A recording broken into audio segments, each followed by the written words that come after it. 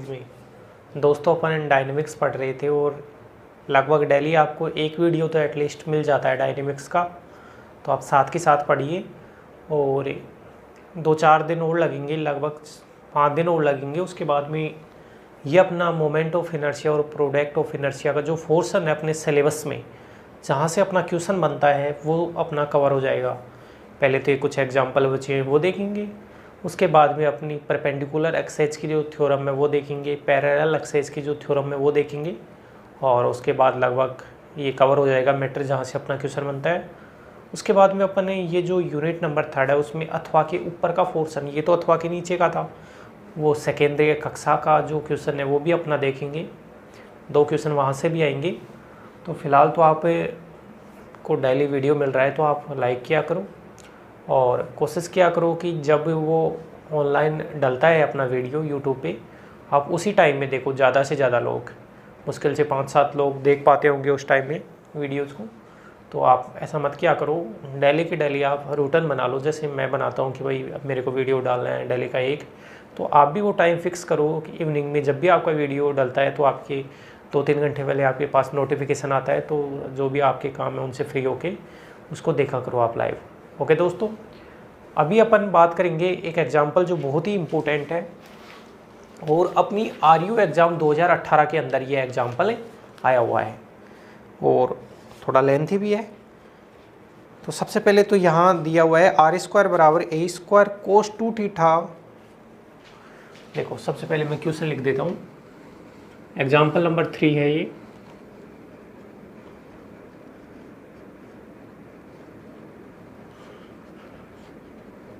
क्या है? R² equal to A² cos 2θ से घिरे हुए क्षेत्रफल का जड़त्व गुण ज्ञात करो। से घिरे हुए क्षेत्रफल का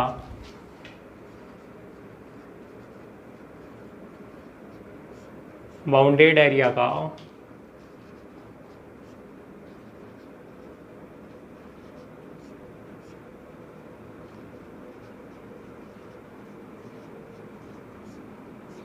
जड़त्व गुण ज्ञात करो। मोमेंट ऑफ इनर्शिया अपने को निकालना है और वो कौन कौन सी एक्सेस के कोरस्पॉन्डिंग निकालना है। 3-4 अलग अलग टाइप है। इनमें से पहला है इसके अक्ष के परितय। पहला जो है वो क्या है? इसके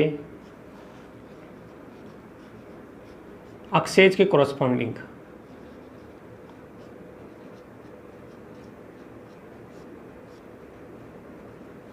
इसके अक्ष के परितय अपने को जो मोमेंट ऑफ इनर्शिया है उसका मान है निकालना है।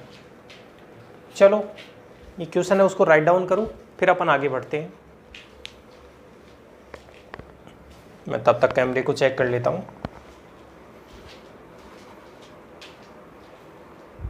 ओके, सब कुछ ओके है यहाँ? थोड़ा और जूम करे तो नहीं, यही काफ़ी है।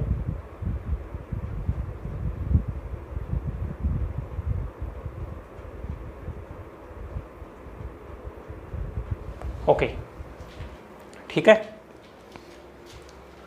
अब सबसे इम्पोर्टेंट चीज़ दोस्तों, ये जो अपना क्वेश्चन है उसमें ये है R² equal to A² cos 2θ। और अपन ने BSc फर्स्ट ईयर के अंदर कर्व ट्रेसिंग पढ़ा था, तो आप ध्यान से देखोगे तो ये लेमिनस्केट है। ये लेमिनस्केट का स्टैंडर्ड इक्वेशन होता है। जैसे सर्किल का अपन पढ़ते हैं x² + y² equal to A², वैसे लेमिनस्केट का होता है R² equal to A² cos 2θ। तो मैं डायग्राम बना देता हूँ और ये डायग्राम आपको ध्यान भी रखना है। डम्बलाकार शेप होती है, ऐसे ध्यान रखा करो आप।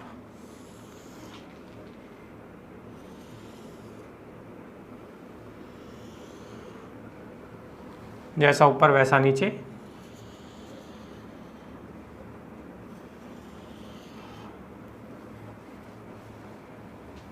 ये बड़ा बन गया क्या? इधर थोड़ा छोटा बना देते हैं इसको।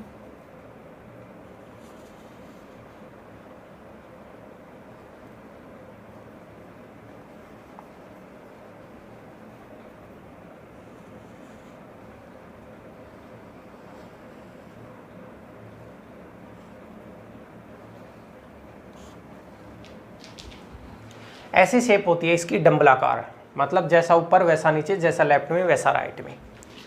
ये ओ, ये मूल बिंदु ध्रुव होता है, ये एक्स अक्ष होता है, ये वाई अक्ष होता है, ये इसकी टेंजेंट होती है।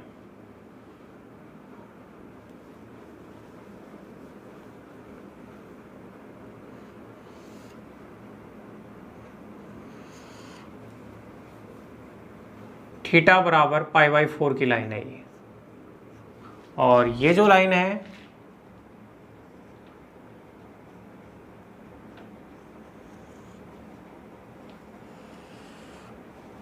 थीटा बराबर माइनस का π/4 या 3π/4, 135 डिग्री वाली लाइन है, और ये अपनी जो 45 डिग्री का जो एंगल होता है वो वाला है।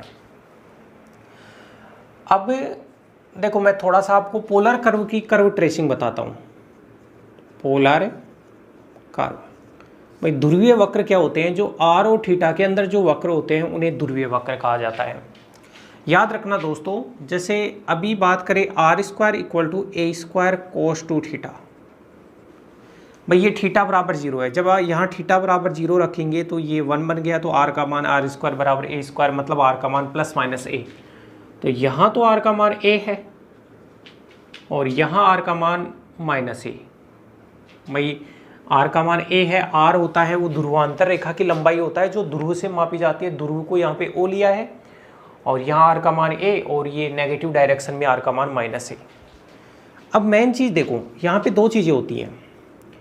अगर मैं थीटा के स्थान पे माइनस थीटा रखूँ, अगर वक्र के समीकरण में थीटा के स्थान पे माइनस थीटा रखता हूँ और वक्र का समीकरण डज नॉट चेंज, कोई परिवर्तित नहीं होता है वक्र का समीकरण, तो वक्र होता है वो प्रारंभिक रेखा के परितः सममित होता है। आप थीटा के स्थान पे माइनस थीटा रखो, यहाँ कोई फर्क पड़ेगा क्या इस इक्वेशन पे? नहीं पड़ेगा ना। तो वक्र होता है वो प्रारंभिक रेखा के सापेक्ष सममित होता है। इसका मतलब जैसा ऊपर बनता है वक्र, ये जो ओ एक्स थीटा बराबर 0 की जो लाइन होती है, थीटा बराबर 0 की जो लाइन होती है उसको प्रारंभिक रेखा कहा जाता है। इसके परितः सममित होता है। सममित का मतलब जैसा ऊपर है वैसा नीचे। अगर वक्र के समीकरण में थीटा बराबर पाई माइनस थीटा रखते हैं और वक्र का समीकरण चेंज नहीं होता है, अपना कर्व है उसमें यहाँ पाई माइनस थीटा रखो, तो बताओ इसमें कुछ चेंज आएगा क्या? पाई माइनस थीटा रखेंगे तो 2 पाई माइनस 2 थीटा बन जाएगा, फोर्थ क्वाड्रेंट पे चला जाएगा, वापस कोस 2 थीटा बन जाएगा। तो अगर आप थीटा के स्थान पे पाई माइनस थीटा रखते हो तो भी कोई चेंज नहीं होता है, तो वक्र होता है वो π/2 लाइन के परितः सममित होता है। ये थीटा बराबर π/2 की लाइन है, π/2 के कोरस्पोंडिंग सममित होता है। अगर वक्र के समीकरण में थीटा के स्थान पे माइनस थीटा रखने से कोई चेंज नहीं होता है तो वक्र अपना थीटा बराबर 0 के कोरस्पोंडिंग सिमेट्रिक होता है। और वक्र के समीकरण में थीटा के स्थान पे पाई माइनस थीटा रखने पे कोई चेंज नहीं होता है तो वक्र ये अपना वाई अक्ष के परितः सममित होता है। वाई अक्ष के परितः सममित होने का मतलब जैसा लेफ्ट में वैसा राइट में, और प्रारंभिक अक्ष के सापेक्ष सममित होने का मतलब जैसा ऊपर है वैसा नीचे। तो आप तो इतना ये ध्यान रखोगे, उससे सही है कि ये आप ध्यान रखो कि भाई ये लेमिनस्केट है,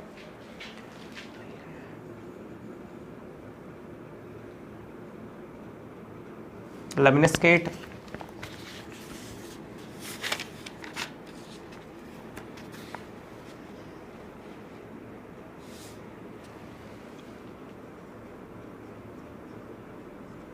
ये अपना लेमिनस्केट है, राइट।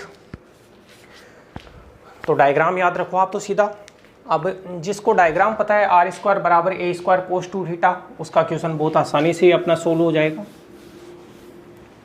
तो मेरे को क्या करना है कि इसके अक्ष के परितः जड़त्वागुण का मान निकालना है। अक्ष क्या है? ये वाला, ये पूरा का पूरा जो इसके मध्य से गुजर रहा है ये इसका अक्ष है। इसके परितः जड़त्वागुण का मान निकालना है। तो मैं क्या करूँगा, अच्छा ये पूरा भरा हुआ सेफ है, तो जैसे मैंने यहाँ पे एक अल्पांश ले लिया मान लो, अब ये अल्पांश ले लिया तो इसको मूल बिंदु से मिलाओ, ओके।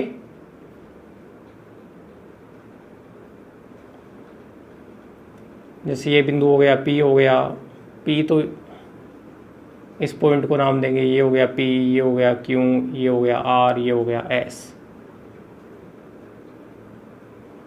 ये अपनी R दूरी हो गई, ये एंगल हो गया थीटा, ये एंगल हो गया डेल्टा थीटा। हाँ, तो फिर ये ऑटोमेटिक आर डेल्टा थीटा हो गया, ये वाला आर डेल्टा थीटा, तो ये भी आर डेल्टा थीटा। तो यहाँ लिख देता हूँ आर डेल्टा थीटा। भाई चाप बराबर कोण इंटू त्रिज्या, तो जितना ये उतना ये, और ये आर है, ये आर में परिवर्तन डेल आर है, तो इसको मैं लिख देता हूँ डेल आर। तो अल्पांश पी क्यू आर एस के क्षेत्रफल की बात करें तो लंबाई इंटू चौड़ाई, तो इसको इससे प्रोडक्ट करेंगे तो अपना r delta theta del r. अच्छा ये आर है तो इसका ये घटक तो कितना हो जाएगा, आर कोस थीटा, और ये वाला घटक है आर साइन थीटा। ये वाला घटक तो ये यहाँ से लेकर यहाँ तक की डिस्टेंस, यहाँ से लेकर यहाँ तक की डिस्टेंस तो आर कोस थीटा, यहाँ से लेकर यहाँ तक की डिस्टेंस आर साइन थीटा। मैंने सारा का सारा डायग्राम में बनाने की कोशिश की है दोस्तों। तो मैं लिखता हूँ, दिया गया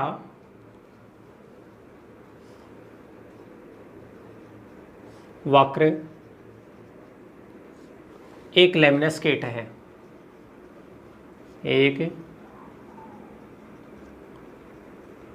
लेविनस स्केट है, हमें इसके अक्ष OX के परितः जड़त्व आघूर्ण का मान ज्ञात करना है।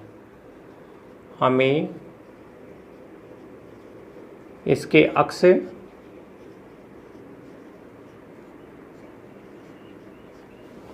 OX के परितः है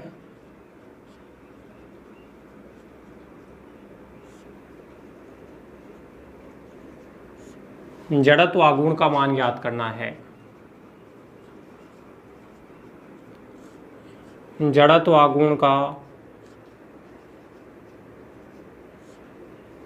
मान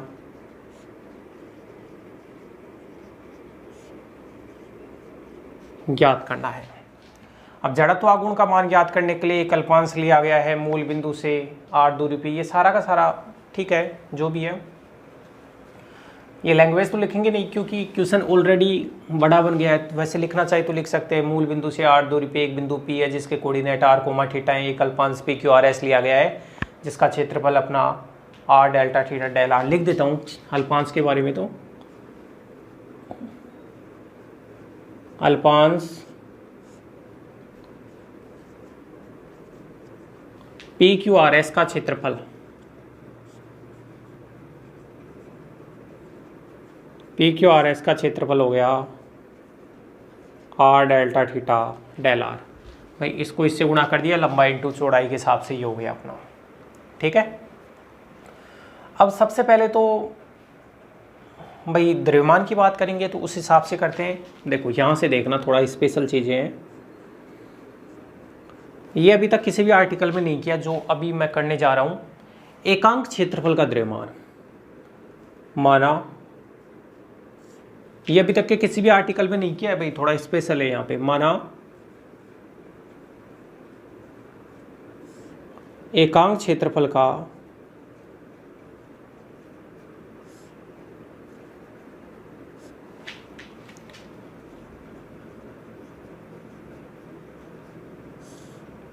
एकांक क्षेत्रफल का द्रव्यमान बन गया रो। एकांक क्षेत्रफल का द्रव्यमान रो, क्योंकि यहाँ से एरिया नहीं निकल पाएगा ना लेमिनस स्केट का, वो अपने को याद भी नहीं है, तो एकांक क्षेत्रफल का द्रव्यमान हो गया रो। वरना तो अगर एरिया मेरे को पता होता तो मैं इसको ऐसे ही कर सकता था इसको कि भाई यहाँ पे लेमिनस स्केट का एरिया इतना है और इतने एरिया का द्रव्यमान कैपिटल M हो गया, तो एकांक का उस एरिया का भाग दे देते। लेकिन अब लेमिनस स्केट का एरिया आपको पता है क्या? पता नहीं है। तो अपन क्या करेंगे कि एकांक क्षेत्रफल का द्रव्यमान रो, और रो का मान निकाल लेंगे। एकांक क्षेत्रफल का द्रव्यमान रो आता है अल्पांश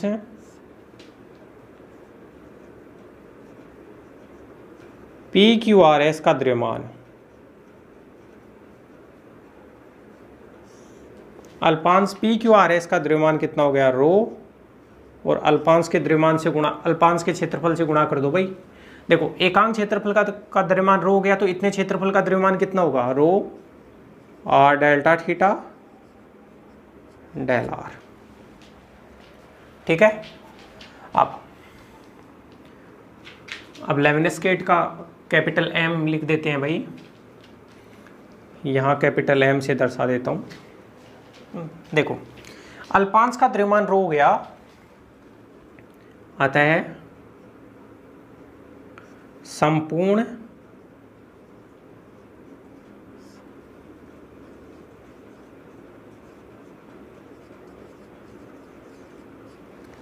संपूर्ण लेमिनस्केट का द्रव्यमान, रो का मान निकालना है ना पहले, तो रो का मान निकालने के लिए कर रहे हैं संपूर्ण लेमिनस्केट का द्रव्यमान, और संपूर्ण लेमिनस्केट का द्रव्यमान कैपिटल एम से दर्शा रखें भाई, टोटल द्रव्यमान को कैपिटल एम से। तो देखना ये अल्पांश का द्रव्यमान है, कितना है अल्पांश का द्रव्यमान, rho r del theta del r बन गया डी थीटा डी आर। मैं क्या करता हूं कि ये जो देखो यहां से लेकर ये ऊपर वाला देखो ये और ये इसका निकाल लेता हूं, इसका मास निकाल के मैं 4 से गुणा कर दूं, क्योंकि जैसा ये है वैसा ही है तो 2 गुना, और जितना इतना है उतना इधर है। तो अगर मैं यहां से लेके ये निकाल लेता हूं और उसको 4 से गुणा कर देता हूं, तो उसमें ये और ये टोटल अपना मास आ जाएगा। तो मैं लिखता हूं, अच्छा अब इसकी बात करें फर्स्ट क्वाड्रेंट के अंदर जो स्थित है, फर्स्ट क्वाड्रेंट में स्थित है, तो थीटा का मान यहाँ तो थीटा का मान 0, और ये इस लाइन के ऊपर थीटा का मान कितना होता है π/4। भाई यहाँ तो थीटा का मान कितना है 0, और यहाँ थीटा का मान कितना है π/4, तो थीटा की लिमिट तो लगेगी 0 से π/4, राइट। और r का मान ये ध्रुव है तो r का मान 0, और इस लाइन के ऊपर r का मान कितना होगा, इस लाइन के ऊपर r का मान निकालो भाई, यहाँ से r का मान, यहाँ से r का मान अगर आप निकालेंगे तो r का मान आएगा a root cos 2 theta. r का मान यहाँ से इसको सोल्व करेंगे तो a रूट कोस 2 थीटा। तो ये अपना जो मास निकल के आया है भाई, यहाँ थीटा बराबर 0 से π/4 और r का मान 0 से इसके ऊपर r का मान यहाँ से निकल गया, a रूट कोस 2 थीटा का रूट है। तो ये जो अपना मास निकल के आया है वो केवल इतने से पार्ट का है जो फर्स्ट क्वाड्रेंट में, और इस मास को आप 4 से गुणा करो, कितने से गुणा करो, इस मास को 4 से गुणा करो, तो आपका टोटल लेमिनस्केट का जो मास है वो निकल के आएगा। भाई इतना मास निकाला और इसको 4 से गुणा, इतना मास निकल गया, इसको 4 से गुणा कर दिया तो टोटल लेमिनस्केट का मास।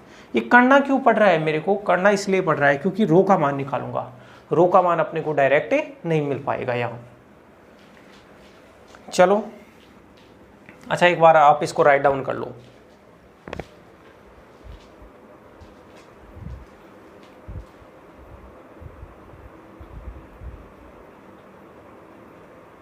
चलिए अपन अब देखना यहां से, now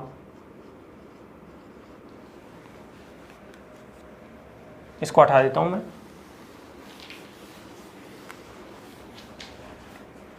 capital M equal to, भाई रो कांस्टेंट है, इसको बाहर ले लो, तो ये बन गया 4 रो 0 से π/4, ये बना 0 से a रूट कोस 2 थीटा, और r ये लिमिट r की है तो r dr और बार डी थीटा। तो ये बना 4 रो 0 से π/4, इसका r² बाई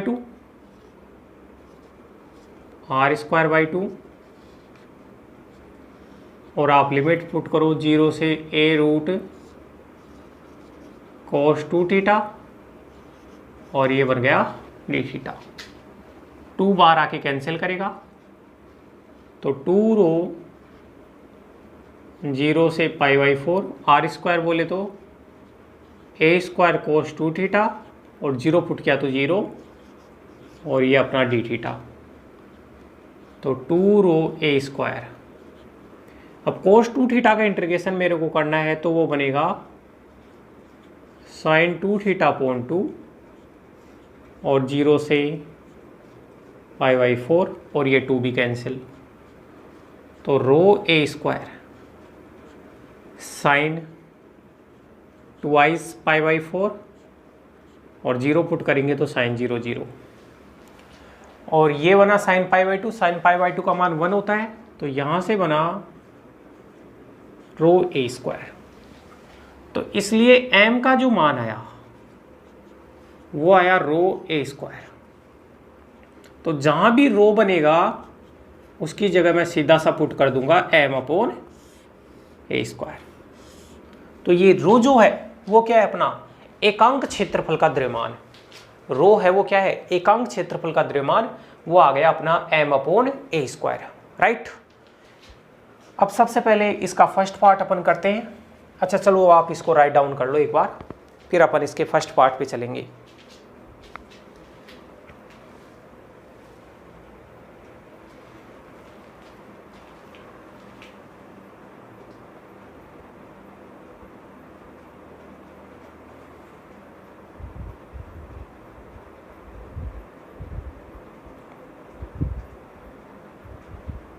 चले,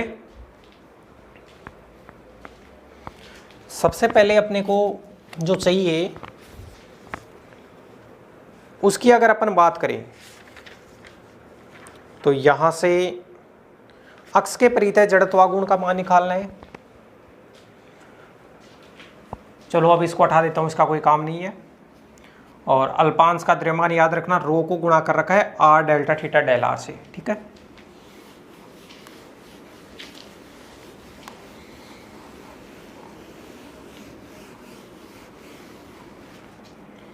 तो अल्पांश का द्रव्यमान, अल्पांश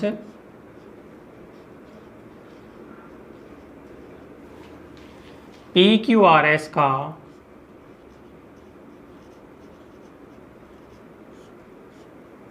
द्रव्यमान वो कितना, अभी लिखा था रो, तो रो का मान तो m अपॉन ए स्क्वायर, तो rho r delta theta del r, यही लिखा था ना, rho r delta theta del r. ये अल्पांश पी क्यू आर एस का द्रव्यमान हो गया। अब अल्पांश का जब अपने को मास प्राप्त हो गया तो अब अपन क्वेश्चन में आगे बढ़ते हैं। सबसे पहले OX के परितः, OX क्या है, इसका अक्ष है, OX के परितः जड़त्वागुण का मान निकालना है। तो OX से लंबवत दूरी क्या है, ये जो अल्पांश है उसकी OX से लंबवत दूरी ये है, और ये किसके बराबर है, आर साइन थीटा। तो मैं लिखता हूं अल्पांश की, अल्पांश की OX अक्ष से लंबवत दूरी, OX अक्ष से लंबवत दूरी बताओ कितनी है, आर साइन थीटा। ये वाली लंबवत दूरी कितनी है, आर साइन थीटा। अतः है अल्पांश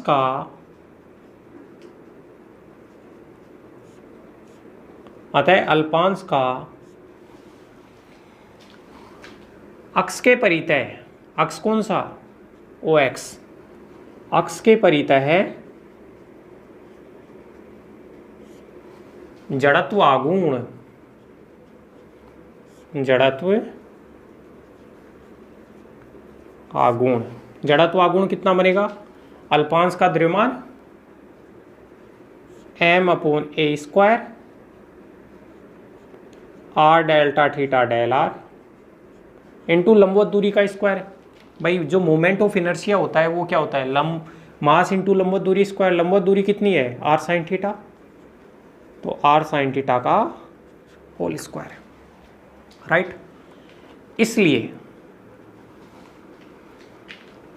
इसलिए अल्पांश का संपूर्ण की बात करें तो संपूर्ण की अगर अपन बात करेंगे तो इसका निकालेंगे प्रथम चतुर्थांश वाले का, और उसको फिर 4 से गुणा करेंगे देंगे तो टोटल का आ जाएगा। इसलिए प्रथम चतुर्थांश में स्थित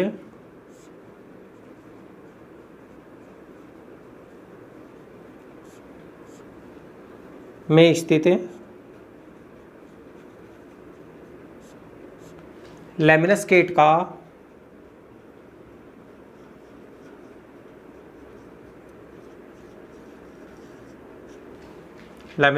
का अक्ष के परितः है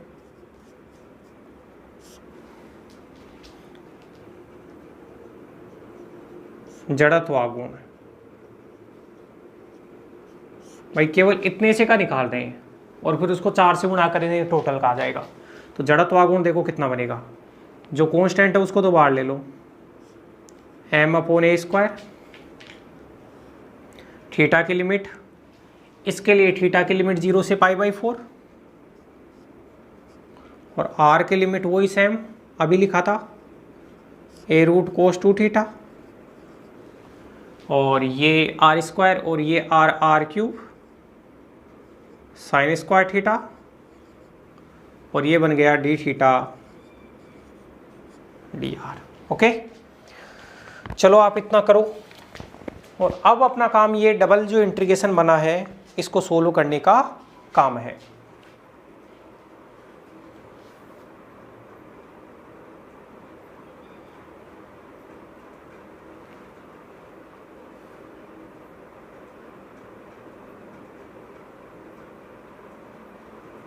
ठीक है भाई, ये जो डबल इंटीग्रेशन अपना बना है उसको सोल्व करने का अपना काम है।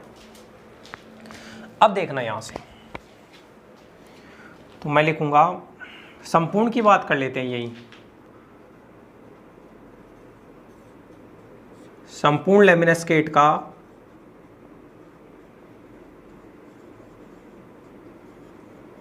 अपने अक्ष के परितः जड़त्वागुण। ये तो केवल प्रथम चतुर्थांश वाले का था, यहां से लेकर यहां तक का। तो संपूर्ण लेमिनस्केट का अपने अक्ष के परितः है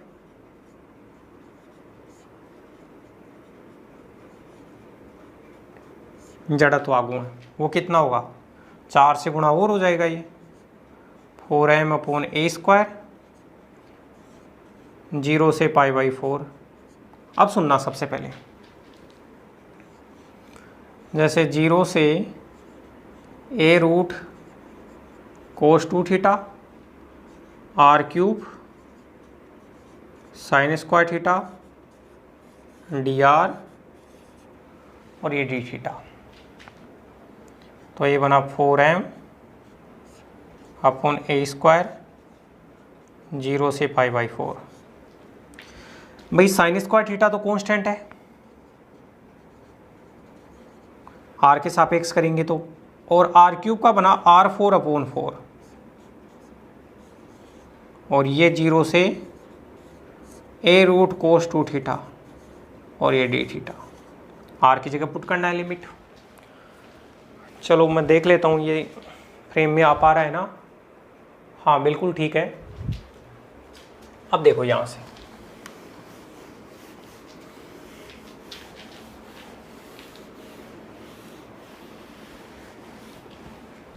अब कुल मिला के इसको सोल्व करने का काम है, तो 4 तो बाहर जाएगा और इसको कैंसिल कर देगा, तो m/a²,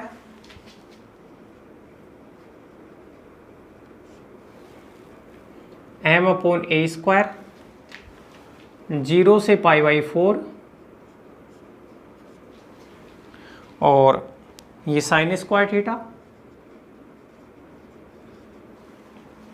और यहाँ पुट करेंगे r4 की जगह ये, तो ये बनेगा a4 और r4 में इसकी पावर 4 करेंगे तो cos²2θ, cos²2θ में 2 पावर से तो ये हट गया cos²2θ और ये 0 से कोई दिक्कत नहीं है लोअर लिमिट का, तो ये बन गया। a4 भी बाहर आ गया, तो m/a², 0 से π/4। अब sin²2θ है, sin²2θ अपन जानते हैं cos2θ बराबर होता है 1 - 2 sin²θ। तो sin²θ का मान बन गया 1 - cos2θ/2 और ये वो है cos²2θ dθ।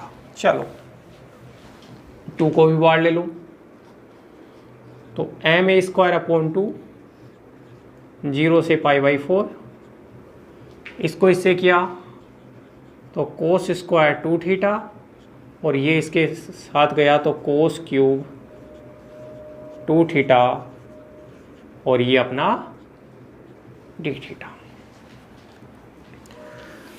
अब इस इंटीग्रेशन को सोल्व करना है तो आप क्या करो, 2 थीटा की जगह आप मान लो t, तो ये बना 2d theta equal to dt। ये बनेगा ma² लिमिट 0 पुट किया थीटा की जगह तो 0, π/4 पुट किया तो ये बन गया π/2 और कोस square t minus cos cube t और d थीटा की जगह dt/2, तो ये 2 फिर से बाहर आ गया, तो ma²/4 अब 0 से π/2 cos square t dt minus 0 से π/2 कोस क्यूब t dt। अब मैं यहाँ पे गामा फंक्शन लगाऊंगा। देखो गामा फंक्शन ये पढ़ा था 0 से π/2 साइन की पावर mx कोस की पावर nx dx। अगर ऐसा होता है तो वो होता है gamma m+1/2 gamma n+1/2 upon 2 gamma m+n+2/2। अब यहाँ साइन तो है नहीं तो साइन की जगह 0 मान लेते हैं, तो ये बना ma²/4। तो साइन नहीं है, साइन नहीं है तो m की जगह 0 माना तो ये कितना है गामा हाफ और n की जगह 2 है तो 2 और 1 3 गामा 3/2 अपॉन 2 गामा m+n 0 + 2 + 2 तो 4/2। तो गामा भाई m की जगह 0 पुट करो n की जगह 2 पुट करो तो 2 + 2 अपॉन 2, तो ये बन गया गामा 2 माइनस यहाँ पे वही m की जगह 0 तो 1/2 और यहाँ 3 पुट करोगे तो 3 + 1/2 गामा 2 अपॉन 2 गामा 0 और 3 तो 3 और 2 5/2 राइट। और अपन जानते हैं कि भाई गामा हाफ का जो मान होता है वो होता है √5, तो इस हिसाब से ये बनेगा ma²/4। अब इसका मान देखना भाई गामा 3/2 होता है उसको लिखा जाता है 1/2 गामा 1/2, सही है। गामा 3/2 को ये लिखा जाता है और गामा 1/2 का मान तो ये बनेगा 1/2 गामा 1/2, 1/2 तो आ गया और गामा हाफ ये रहा और इसकी जगह लिखेंगे तो गामा हाफ वहाँ आएगा, तो गामा हाफ कितना हो गया पाई और नीचे गामा 2 का मान होता है 1 फैक्टोरियल तो 1 और ये कुल मिला के ये 2 और आ गया, ये वाला 2 यहाँ लिख दिया, इसका मान होता है 1। अब इसको सोल्व करेंगे तो इसको सोल्व करेंगे तो गामा 2 का मान तो 1 और ये 2 तो 1/2, ये कितना है गामा हाफ और नीचे वाले इसको ओपन करेंगे तो ये बनेगा 3/2 1/2 और गामा हाफ। इस प्रकार से ओपन होता है तो ये कट जाता है क्योंकि अपन ने पहले पढ़ा था गामा n+1 का मान होता है n गामा n। तो ये बना ma²